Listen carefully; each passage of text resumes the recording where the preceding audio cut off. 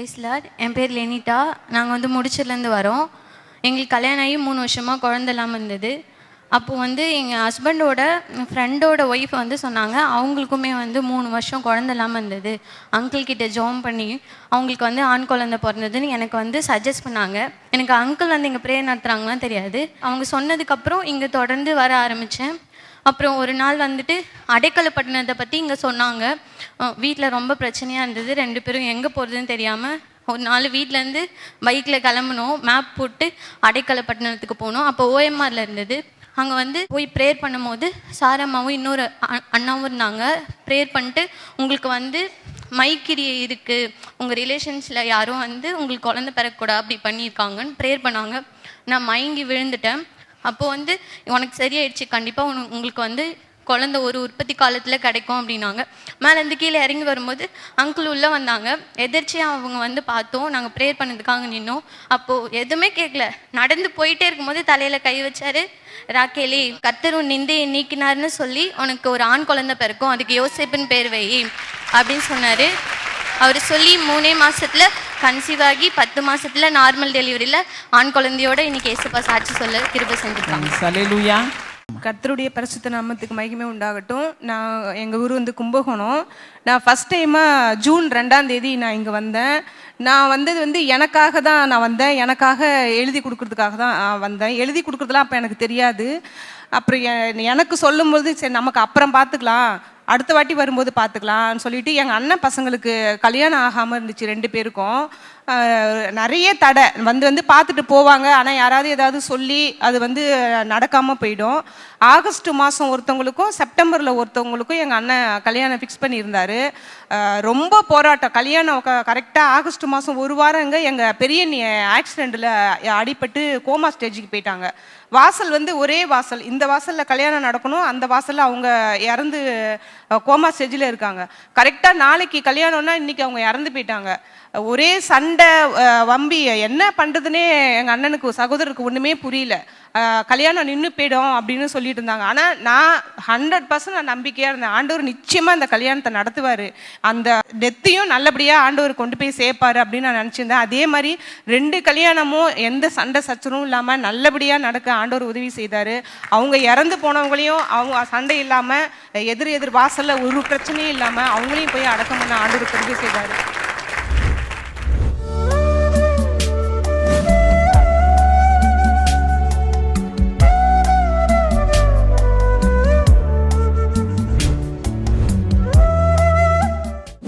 கிறிஸ்துவுக்குள் மிகவும் பிரியமான எனதருமை சகோதர சகோதரிகளே, நம்மை சிருஷ்டித்தவரும் நம்மை உண்டாக்கினவரும் நம்மை ஒருபோதும் மறந்து போகாதவருமாகிய இயேசு கிறிஸ்துவின் முனையற்ற நாமத்தினாலே உங்கள் எல்லாரையும் வாழ்த்தி ஆசீர்வதிக்கிறேன். அல்லேலூயா.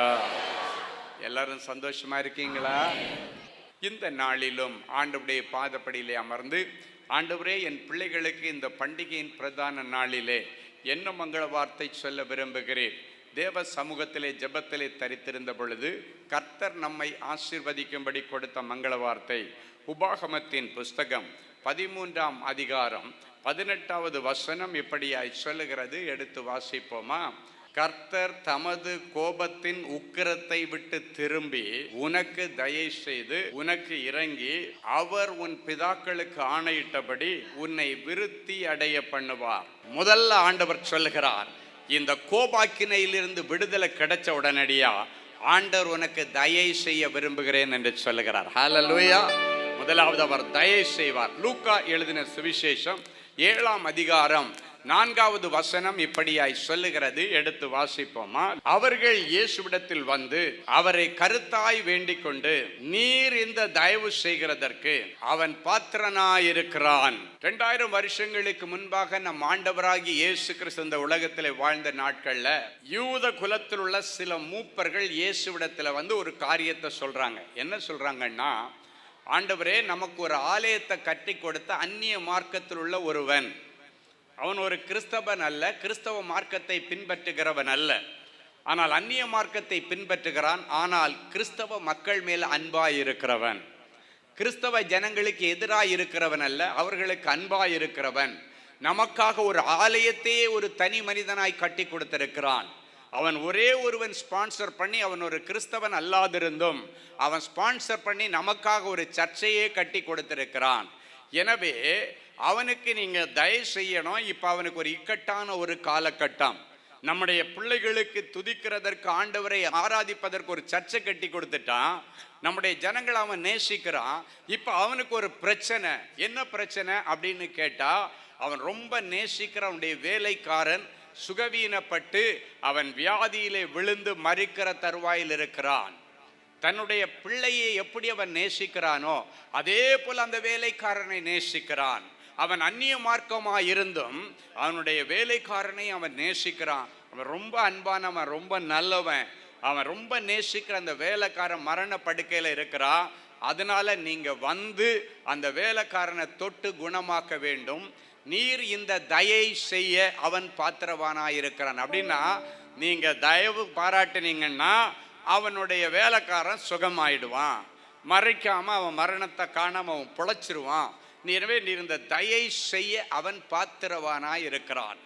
இன்னைக்கு ரைட் ராயலா ஒருத்தங்க போய் ஆண்டவருடைய சமூகத்தில் உங்களுக்காக, ஆண்டவரே இவனுக்கு இந்த தயை செய்ய இவன் பாத்திரவானாய் இருக்கிறான்னு சொல்லத்தக்கதாக ஆண்டவருக்காக எதையாவது நீங்கள் செய்திருக்கிறீர்களா என்கிற ஒரு கேள்விக்குறியை இந்த நேரத்தில் உங்களுக்கு முன்னால் ஆண்டவர் வைக்கிறார். நீங்கள் பொன்னையோ பொருளையோ கொடுத்து அப்படியெல்லாம் ஒன்றும் கிடையாது. நீங்கள் ஆண்டவருடைய பிள்ளைகளை நேசிக்கிறீங்களா? சபையில் உள்ள மற்றவங்களை நேசிக்கிறீங்களா? இல்லை பொறாமையோட பார்த்துட்டு இருக்கிறீங்களா? அடுத்தவங்களுடைய சுக வாழ்வை விரும்புகிறீங்களா? இல்லை அடுத்தவன் அழிகிறத விரும்புகிறீங்களா? அடுத்தவன் பிழைக்கிறது உங்களுக்கு ஆசையா? அடுத்தவங்க கீழே விழுறது உங்களுக்கு ஆசையா? இப்படிப்பட்ட காரியங்கள் இருக்கும் பொழுது யாரும் தேவதூதர்கள் உங்களுக்காக நீர் தயை செய்வன் பாத்திரவானா இருக்கிறான்னு சொல்ல முடியாது. ஊழியர்கள் போய் ஆண்டவரிடத்தில், ஆண்டவரே இந்த தயை செய்ய இவன் பாத்திரவானா இருக்கிறான்னு நீங்க சொல்ல முடியாது. எப்போ சொல்ல முடியும்? நீங்கள் அதற்கு பாத்திரவான்களாக இருக்கத்தக்கதாக ஒரு குணாதிசயம் உங்களிடத்துல இருக்கணும். அப்போதான் ஆண்டவரிடத்தில் போய் ரைட் ராயலாக ஒரு ஊழியக்காரர் உங்களுக்காக ஜெபிக்க முடியும். நீ ஒரு வியாதியில் இருக்கிற ஒரு மரண படுக்கையில் போயிட்டு அந்த நேரத்தில் உங்களுக்காக ஜெபிக்கும் பொழுது உங்கள் சைடில் இருக்கிற நியாயத்தை சொல்லி ஜெபிக்க உன்னிடத்தில் என்ன நியாயம் இருக்கிறது? நீ என்ன நல்ல காரியத்தை செய்திருக்கிறாய் யோசித்து பார்.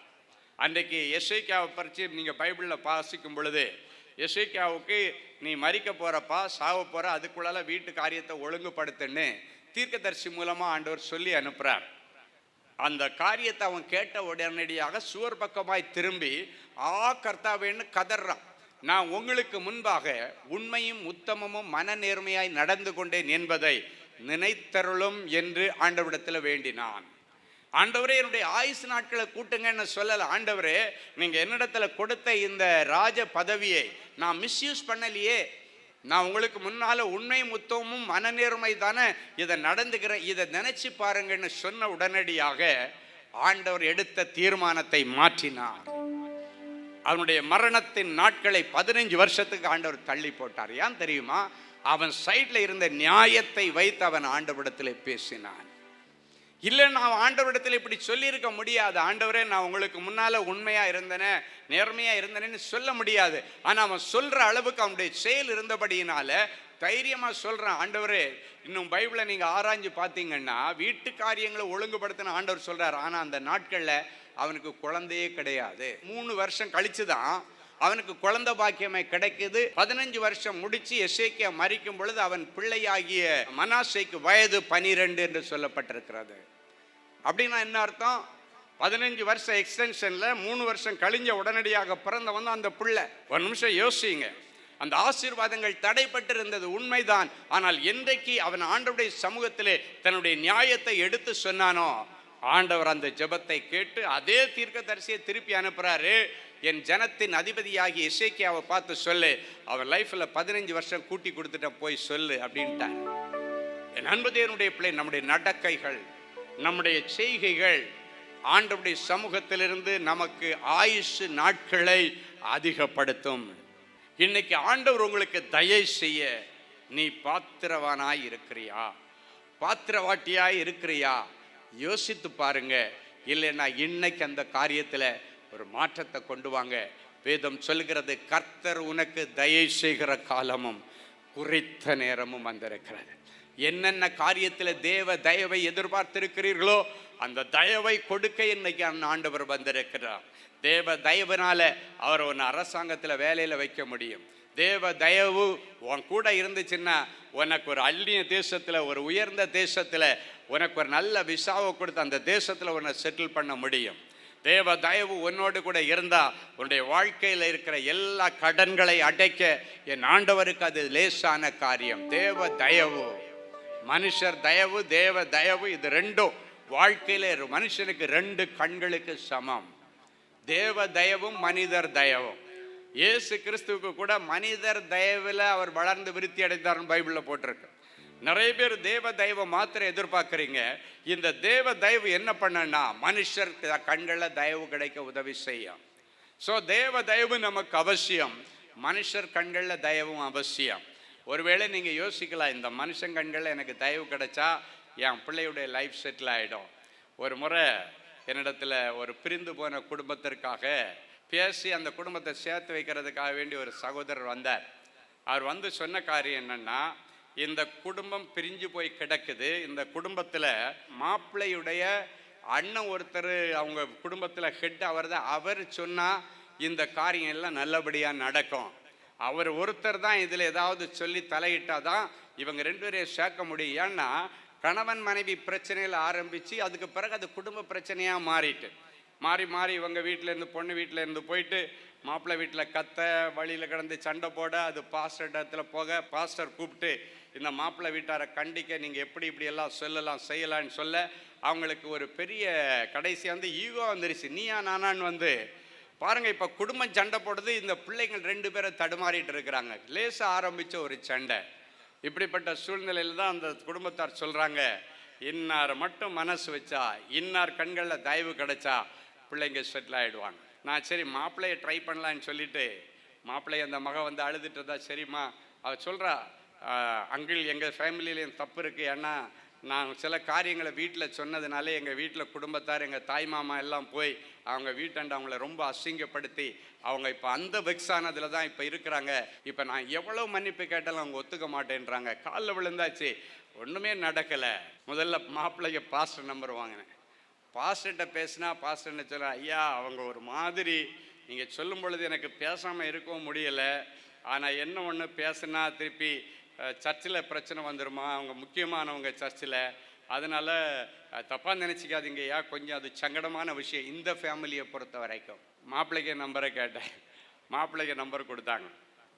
நான் ஸ்டீஃபன் அங்கிள் பேசுகிறேன்ப்பா, என்ன தெரியுதா அப்படின்னு கேட்டோன்னா கொஞ்ச நேரம் யோசித்துட்டு ஸ்டீஃபன் கார்ஸ் தானே நீங்கள்? ஆமாண்ணே. நான் தெரியுது அங்கிள், நல்லா இருக்கீங்களா அங்கிள்? எல்லாம் நல்லா பேசினான். நான் சொன்னேன், இப்படி உன் மனைவி வந்திருந்தாப்பா, எனக்கு அவளை பார்த்தா பரிதாபமாக இருக்குது, தப்புன்னு. அது யார் தான்ப்பா? அப்போ ரொம்ப அழுறா, அவங்க சைடில் தப்புன்னு அவளே ஒத்துக்கிறாப்பா, எல்லாரும் ஃபேமிலியை வந்து மன்னிப்பு கேட்க தயாராக இருக்கிறாங்க.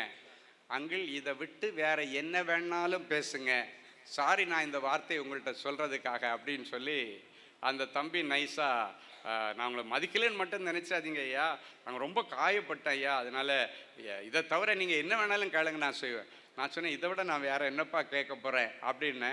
ஆனாலும் அவன் அப்படி நைஸாக அழுவிட்டு வச்சுட்டான். ஆண்டவர்கிட்ட உட்காந்து அழுதான், ஆண்டவரே இதுக்கு மேலே என்ன தான், எப்படி தான் இந்த குடும்பத்தை சேர்த்து வைக்கிறது? இந்த தேவ தயவுன்றதுக்காக தான் இப்போ இந்த காரியத்தை நான் உங்களுக்கு சொல்ல வர்றேன்.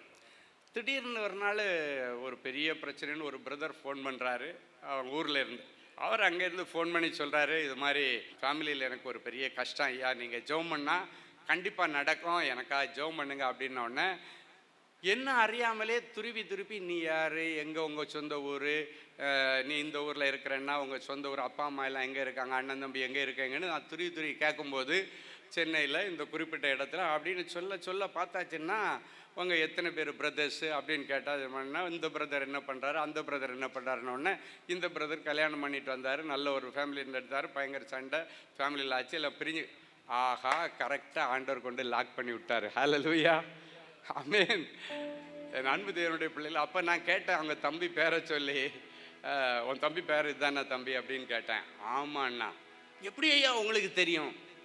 நீ இப்போ எப்படி கஷ்டம் நீ என்கிட்ட ஜபிக்க வந்திருக்கிறியோ, ஃபோன் பண்ணியிருக்கியோ, அதே மாதிரி கஷ்டன்னு சொல்லி உன் தம்பி பொண்டாட்டி அவங்க வீட்டுக்காரங்களை என்கிட்ட வந்து ஜபிக்க கொஞ்ச நாளாகவே பின்னால் சுற்றிட்டு இருக்காங்கப்பா. நான் ஆண்டவர்கிட்ட ஜெபம் பண்ணிகிட்டு இருக்கேன், உங்கள் பாஸ்டர்கிட்ட பேசியாச்சு, உங்கள் தம்பிகிட்ட பேசியாச்சு, ஒன்றும் இல்லை அப்படின்னு சொல்லிட்டு சொன்னேன்.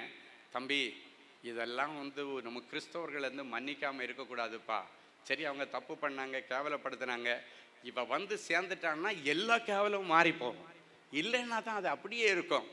அதனால நீ வீட்டில் பெரியவன், நீ சொல்கிற காரியத்தை நான் ஜெபிக்க முன்னாடி அங்கிள் ஆண்டவருடைய ஸ்தானத்தில் இருந்து உனக்கு ஒரு ரிக்வெஸ்ட் வைக்கிறேன். நீ தலையிட்டு இந்த காரியத்தை பேசுனீங்கன்னா இந்த காரியத்துக்கு முடிவு வரும். ஏன்னா என்கிட்ட சொன்னவங்க இந்த தம்பியை தான் சொல்கிறாங்க, இவன் தான் வீட்டில் பெரியவன், இவன் சொன்ன இவன் யார் எங்கே இருக்கிறான்னு நமக்கு தெரியாது, ஆனால் ஆண்டவராக கொண்டு வந்தார்.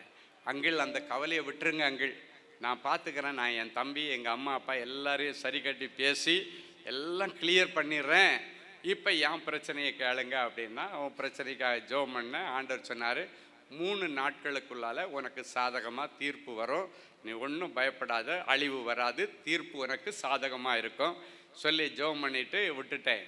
3 நாள் கழித்து ஜட்ஜ்மெண்ட் வாங்கினோடனே நேராக சென்னைக்கு வந்தான், பேசினான், கூப்பிட்டான், மடன்னு காரியம் மாறுதலாகி முடிந்தது. ஹல்லேலூயா! தேவ தயவு, மனுஷர் தயவு. என் அன்பு தேவனுடைய பிள்ளைகளை, சில நேரங்களில் நம்ம சிலதுக்கு இதுக்கு என்ன வழின்னு யோசிச்சுட்டே இருப்போம். இன்னைக்கு போனதுக்கு பிறகு பார்த்தீங்கன்னா அவ்வளவு அன்பாக இருக்காங்க கணவன் மனைவி, 2 குடும்பத்தார் போக்கும் வருத்தமாக இருக்கிறாங்க. சில நேரங்களில் பிசாசு இப்படி தான் சுண்டி முடிச்சு விட்டுட்டு போயிட்டே இருப்பான். ஆனால் நம்ம ஜாக்கிரதையாக இருக்கணும். அதுவும் பொண்ணு கொடுத்த இடத்துல நீங்கள் ரொம்ப ஜாக்கிரதையாக இருக்கணும். அந்த பிள்ளை ஒன்று சொல்கிறான்னு சொல்லி எமோஷனில் போய் நான் தாய் மாமா ஒன்று விட்டுருவேன்னா வெட்டிடுவேன், குத்திடுவேன், அதை நிமித்தம் எந்த பிள்ளை வாழணுன்னு நினைக்கிறியோ அந்த பிள்ளையே நீயே வாழாதபடிக்கு செய்கிற காரியம். பிரச்சனைகள் வரும் பொழுது சில காரியங்களை ஆற போட்டுறணும். சில நேரங்களில் பிரச்சனை வருகிற நேரத்தில் ஒரு தீர்மானம் எடுக்கக்கூடாது. பிரச்சனை வரும்பொழுது அதை ஆற போட்டுறணும். நிதானம், எப்போவுமே நிதானம் தவறி நிற்கிற இடத்துல நீங்கள் ஒரு காரியத்தை செய்தீங்கன்னா தொடர்ந்து தப்பு நடந்துட்டு இருக்கும். இன்னைக்கு ஆண்டவர் சொல்ற, உங்கள் குடும்பத்தில் இருக்கிற எல்லா பிரிவினையின் ஆவிகளை கர்த்தர் இன்றைக்கு வெளியேற்றுகிறார். உட்பூசல்கள், கணவன் மனைவி உறவில் இருக்கிற உட்பூசல்கள், கணவன் மனைவி உறவு கொள்ள முடியாதபடிக்கு பிசாசு வைத்திருக்கிற தந்திரங்கள் எல்லாத்தையும் இன்னைக்கு ஆண்டவர் ஒட்டச்சி அறிஞ்சு உங்கள் குடும்பத்தை இன்னைக்கு பிறகு ஒரு குட்டி பரலோகமாக மாற்ற விரும்புகிறார். எத்தனை பேர் ஆமேன்னு சொல்ல முடியும்? ஹல்லேலூயா! முதல்ல கர்த்தர் உனக்கு தயை செய்வார். கோபாக்கினை விட்டு வெளியே வந்த உடனே உங்கள் குடும்பத்திற்கு அவர் தயை செய்வார். 2வது, அவர் உங்களுக்கு இறங்குவார். அழகான வசனம், மார்க் எழுதின சுவிசேஷம் 10ஆம் அதிகாரம் 47வது வசனம் இப்படியாய் சொல்லுகிறது. எடுத்து வாசிப்போமா? அவன் நசரேயனாகிய இயேசு வருகிறார் என்று கேள்விப்பட்டு, இயேசுவே தாவீதின் குமாரனே எனக்கு இரங்கும் என்று கூப்பிடத் தொடங்கினான். என் அன்பு தேவனுடைய பிள்ளைகளே, ஆண்டவரை நோக்கி கூப்பிட இன்னைக்கு தொடங்குங்கன்னு ஆண்டவர் சொல்றார். அப்படின்னா உங்க ஜெப வாழ்க்கைக்கு ஏதோ ஒரு முற்றுப்புள்ளி வச்சிருக்கிறீங்க. அந்த ஜெப வாழ்க்கை, குடும்ப ஜெபம் நின்று போய் ரொம்ப நாளாச்சு, தனி ஜெபம் நின்று போய் ரொம்ப நாளாச்சு. ஏதோ சர்ச்சில் வரும்போது இங்கே உட்காந்து கொஞ்ச நேரம் ஜெபிக்கிறீங்க. இன்னைக்கு மறுபடியும் இயேசுவே தாவீதின் குமாரனே எனக்கு இரங்கும், என் குடும்பத்திற்கு இரங்கும் என்று ஜெபிக்க ஆரம்பியுங்கள். அன்றைக்கு பர்த்திமேயு என்கிற குருடன், அவன் பல வருஷமாக அந்த தெருவில் நின்று பிச்சை எடுத்துட்டு இருக்கிறான். போறவன் வர்றவனுக்கு முன்னால போய் கையேந்திட்டு நிற்கிற ஒரு சூழ்நிலை. இன்னைக்கும் அநேக பிள்ளைகள் சம்பளம் இருந்தும் வருமானம் இருந்தும் 10ஆம் தேதி 15ஆம் தேதிக்கு பிறகு 16ஆம் தேதி வரும்பொழுது அடுத்தவங்கள்ட்ட போயிட்டு பர்த்திமேயு கையேந்தின மாதிரி கையேந்தி நிற்கிற சூழ்நிலை. அக்கா கொஞ்சம் ஹெல்ப் பண்ணுங்க, அன்னை கொஞ்சம் ஹெல்ப் பண்ணுங்க, இது மாதிரி 15ஆம் தேதியோட எனக்கு கையில் இருந்த பணம் காலி ஆயிடுச்சு, அடுத்த 1ஆம் தேதி சம்பளம் வாங்கினோன்னு நான் கொடுத்துற கையேந்தி நிற்கிற நிலைமை. இன்னைக்கு ஆண்டவர் சொல்றார், தேவ கோபாக்கினை உங்கள்கிட்ட விலகிருச்சுன்னா நீங்கள் தேவனுடைய கைகோப்பி தேவனுடைய சமூகத்தில் நில்லுங்க. தேவனிடத்தில் கை கூப்பி ஜெபிக்கிற பிள்ளைகளை எந்த மனுஷனிடத்திலும் ஆண்டவர் கையேந்த விடமாட்டார். இதுதான் இந்த சம்பவத்தின் மூலம் நீங்கள் தெரிந்து கொள்ள வேண்டிய ஒரு காரியம். என் அன்பு தேவனுடைய பிள்ளைகளை, இன்னைக்கு ஆண்டவர் சொல்றாரு, அந்த பர்த்திமேயு குருடன் 2வது கூப்பிடும் பொழுது ஆண்டவர் நின்று அவனை கூட்டுட்டு வாங்கன்னு சொல்றார். அதுக்கு முன்னால அங்கிருந்த ஜனங்கள் எல்லாம் அவனை அடக்கி இயேசுநாதரை தொந்தரவு பண்ணாதேன்னு, டிஸ்டர்ப் பண்ணாதேன்னு, நல்லவனுங்கன்னா என்ன பண்ணணும், இயேசுநாதர்கிட்ட கொண்டு விட்டா இவனுக்கு உடனே அற்புதம் நடக்கும். எவ்வளோ குருடர்களை குணமாக்கி இருக்காரு. இன்னைக்கு ஒரு வாய்ப்பு கிடைச்சிருக்கு. இவன் நிற்கிற இடம் பக்கமாக அந்த ஊர் பக்கமாக அதே தெருவில் இயேசு நடந்து வர்றாரு. இப்படி ஒரு வாய்ப்பு இன்னொரு முறை இவனுக்கு கிடைக்குமா தெரியாது. அதனால இவனை கூப்பிட்ட உடனே கேட்கலன்னா கூட பக்கத்தில் இருக்கிறவன் என்ன பண்ணணும், நம்ம எல்லாம் ஒரு குருடனை ரோட்டில் பார்த்தா ரோடு கிராஸ் பண்ணனா என்ன பண்ணுவோம், அண்ணா கையை கொடுங்கன்னு சொல்லி பிடிச்சி அந்த ரோடை கிராஸ் பண்ணி அந்த சைடில் கொண்டு விடுவோம். அதுதான் ஒரு குருடனுக்கு நீங்கள் செய்கிற தெய்வீக கடமை. ரோடை தட்டி தட்டி பார்த்து கொம்பு வச்சு தட்டி அங்கே போகிறதுக்குள்ளால டைம் ஆகிடும். அது கூட ஏதாவது நடந்துடும். அப்போ நம்ம என்ன பண்ணணும், ஒருத்தன் நிற்கிறான்னா அவனை ரோடு கிராஸ் பண்ண முடியலையா, உடனே நம்ம என்ன பண்ணோம், நான் உங்களை கிராஸ் பண்ண விட்றேன்னு கொஞ்சம் கையப்படிங்கக்கா கையப்படிங்கன்னு சொல்லிட்டு பிடிச்சி அப்படியே கொண்டு போய் அந்த சைடில் விடுவோம். அன்னைக்கு அவரை இயேசுவிடத்தில் இதே போல பிடிச்சு கொண்டு வந்து நிறுத்துகிற மனநிலை சுற்றி இருக்கிறவனுக்குள் இல்லை. சுற்றி இருக்கிறவனுக்குள்ள இல்லைன்றதுக்காக வேண்டிய ஆண்டவர் அவனை விட மாட்டார். நீ நினைக்கலாம் நான் முன்னேறதுல சுத்தி இருக்கிறவனுக்கு எல்லாருக்கும் பொறாம தான், எரிச்சல். ஒருத்தனுக்கு நான் விருப்பம் இல்லை நான் முன்னேறது. அவனுக்கு விருப்பம் இருக்கோ இல்லையோ, என் இயேசுக்கு விருப்பம் நீ முன்னேறணும், இயேசுக்கு விருப்பம் நீ வாழணும். பாருங்க, எல்லாரும் அவனை அதட்டுனாங்க. ஆனா அவன் 2வது முறை கூப்பிடும் பொழுது ஆண்டவருக்கு தெரிகிறது, இவன் கூட இருக்கிற ஒருத்தன் கூட இவனுக்கு ஹெல்ப் பண்ண தயாரா இல்லை, நான் தயாரா இருக்கிறேன். யாருமே அவனை கூட்டுட்டு வரல, எல்லாம் அதட்டுறாங்க. ஆண்டவர் நின்று அவனை கூட்டுவாங்கன்னார். இப்போ அவனுக்கு சொல்றாங்க, இயேசுநாதர் கூப்பிட்றாரு, நீ போப்பா அப்படின்னு சொல்லிட்டு அதுக்கு பிறகுதான் அவனை கூட்டுட்டு வர்றாங்க. ஆண்டவர் பார்த்து கேட்டாரு, நான் உனக்கு என்ன செய்ய வேண்டும் என்று நீ விரும்புகிறாய்?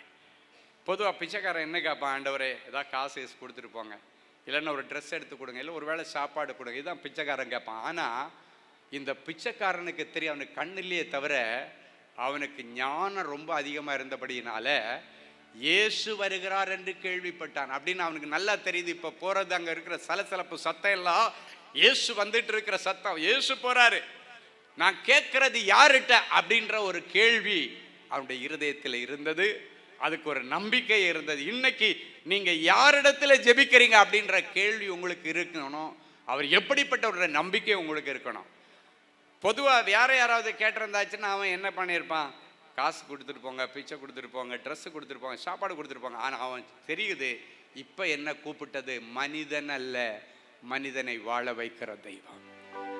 ஒரேடியா லைஃப் செட்டில் ஆகிற மாதிரி கேட்டான், ஆண்டவரே நான் பார்வை அடைய வேண்டும். ஒருத்தன் பிச்சை போடுறவன்கிட்ட போய் பார்வை அடையணும்னு சொன்னால் அவன் என்ன பண்ண, அவன் என்ன டாக்டரா, இல்லைன்னாச்சுன்னா அவன் என்ன பெரிய தெய்வமா? இல்லை இல்லை, இவனுக்கு தெரிகிறது, இப்போ என்ன கூப்பிட்டுட்டு வந்திருக்கிறவர் என் தெய்வம், என்னை தேடி வந்தவர். இவர்கிட்ட போய் நான் காசெல்லாம் கேட்கக்கூடாது, ஒரேடியா லைஃப்பில் செட்டில் ஆகிற மாதிரி, ஆண்டவரே நான் பார்வை அடைய வேண்டும். அதில் என்னெல்லாம் உள்ளர்த்தம் இருக்குது தெரியுமா? ஆண்டவரே என் கண்ணை மட்டும் திறந்து விட்டீங்கன்னா எவங்கிட்டையும் போய் கையேந்த வேண்டிய அவசியம் இல்லை ஆண்டவரே, நான் போய் உழைச்சி சம்பாதிச்சு 4 பேரை போல கௌரவமாக வாழ்வாண்டவரே. ஒரே வார்த்தையில எவ்வளவு காரியத்தை அடைக்காம பேசி கேட்டிருக்கான் பாருங்க ஆண்டவரிடத்துல. ஏன்னா அவனுக்கு தெரிகிறது, நான் மனுஷனிடத்துல கேட்கல, தெய்வத்திடத்துல கேட்கிறேன், என் வாழ்க்கை செட்டில் ஆகிற மாதிரி கேட்க போறேன். இதுக்கு மேல யார்கிட்டையும் போய் கையேந்த கூடாது. அவனுடைய நம்பிக்கை வீண் போகலைங்க. ஆண்டவர் அவனுடைய விசுவாசத்தை பார்த்தா ஒரு செகண்ட்ல அவனுடைய கண்களிலே ஆண்டவர் பார்வையை கொடுத்தார். ஹல்லேலூயா. நீ விரும்புகிறபடி உனக்காக கடவது. ஹல்லேலூயா. எங்களை அருமையாய் நேசித்து வழிநடத்துகிற எங்கள் அன்பான நல்ல ஆண்டவரே, உமக்கு நன்றி. நீர் நல்லவர், ரொம்ப ரொம்ப ரொம்ப நல்ல ஆண்டவர். நீர் சொன்னது போல என் பிள்ளைகள் மீது, இவர்கள் குடும்பத்தின் மீது இருக்கிற எல்லா தேவ கோபாக்கினையின் நாட்களுக்கு இன்றைக்கு முடிவை கொண்டு வருவீராக. நாங்கள் ஊழியர்கள் இணைந்து நின்று மோசையைப் போல என் பிள்ளைகளுக்கும் உமக்கும் இடவே மத்தியஸ்தராய் நின்று கெஞ்சி பிரார்த்தனை செய்கிறோம். என் பிள்ளைகள் எந்த விதத்திலே உம்மை வேதனைப்படுத்தியிருந்தாலும், உமக்கு எரிச்சல் மூட்டியிருந்தாலும், இவருடைய மூதாதையர்கள் உமக்கு எரிச்சலை மூட்டியிருந்தாலும், ஆண்டவர் கிருபையாய் மன்னியும், கிருபையாய் மன்னியும், கிருபையாய் இறங்கும்.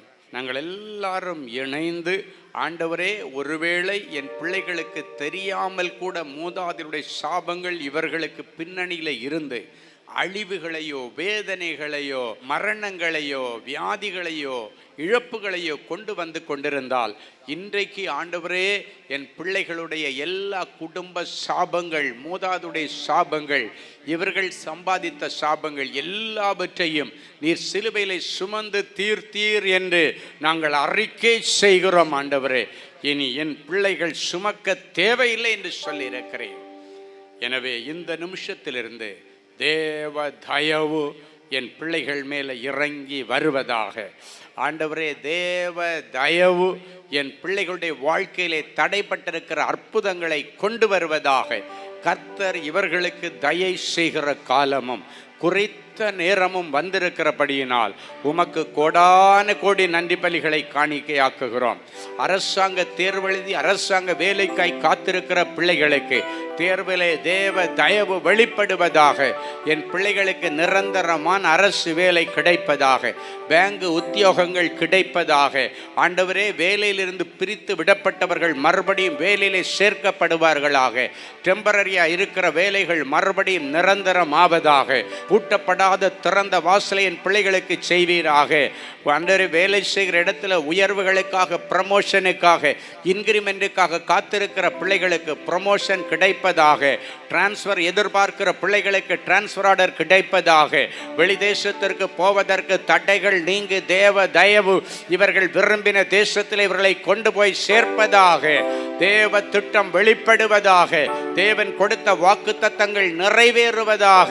கர்த்தருடைய ஆவியானவர் தடைகளை உடைச்சி சேர்க்க வேண்டிய இடத்திலே சேர்ப்பீராக. சொந்த வீட்டிற்காக காத்திருக்கிற பிள்ளைகளுக்கு சொந்த வீடு வாசலை கட்டி கொடுத்து அவர்கள் பெயரை பெருமைப்படுத்த சுவாமி. பப்ளிக் எக்ஸாம் எழுதுகிற பிள்ளைகளுக்கு ஞானம், அறிவு, அபிஷேகம் தாராளமாய் கிடைக்கட்டும். இதுவரை இல்லாத அளவுக்கு மதிப்பெண்களை என் பிள்ளைகள் அறுவடை செய்யட்டும். கர்த்தர் பெரிய காரியங்களை செய்யும். இயேசுவின் மூலம் பிதாவே, ஆமேன். கிறிஸ்துவுக்குள் அன்பானவர்களே, ஆண்டவராகிய இயேசு கிறிஸ்துவின் இனிய நாமத்தில் அன்பின் வாழ்த்துக்கள்.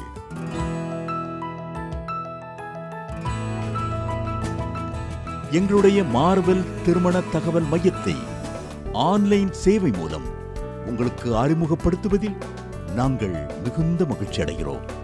எங்களது மார்வெல் திருமண மையம் கிறிஸ்தவ குடும்பத்தில் திருமணத்திற்கு ஆயத்தமாயிருப்பவர்கள் தங்களுக்கு ஏற்ற வாழ்க்கை துணையை தேர்ந்தெடுக்க சிறந்த திருமண சேவை மையமாக இருக்கிறது.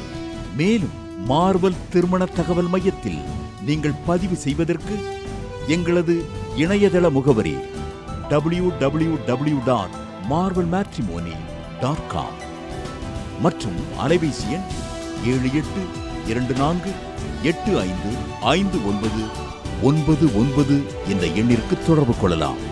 சென்னை, நாகர்கோவில் மற்றும் மும்பை நகரில் உள்ளவர்கள் பதிவு செய்ய விரும்பினால் கீழ்க்கண்ட விலாசங்களில் உள்ள எங்களது அலுவலகங்களோடு தொடர்பு கொள்ளலாம். Email info@marvelmatrimony.com. ஆண்டவர்தாமே உங்களை அளவில்லாமல் ஆசீர்வதிப்பாராக. அன்பு தேவனுடைய பிள்ளைகளே, இந்நிகழ்ச்சியின் மூலம் நீங்கள் பெற்றுக்கொண்ட ஆசீர்வாதங்களையும் உங்கள் ஜெப விண்ணப்பங்களையும் அனுப்ப வேண்டிய முகவரி: தேவனின் அன்பு ஊழியங்கள், Vinayak avenue, OMR road, Okkiyam, Thoraipakkam, Chennai 600097. மேலும் 24 மணி நேர ஜெப உதவிக்கு 044-2454-7-999 மற்றும் 9941195099 என்ற எண்களுக்கு தொடர்பு கொள்ளுங்கள்.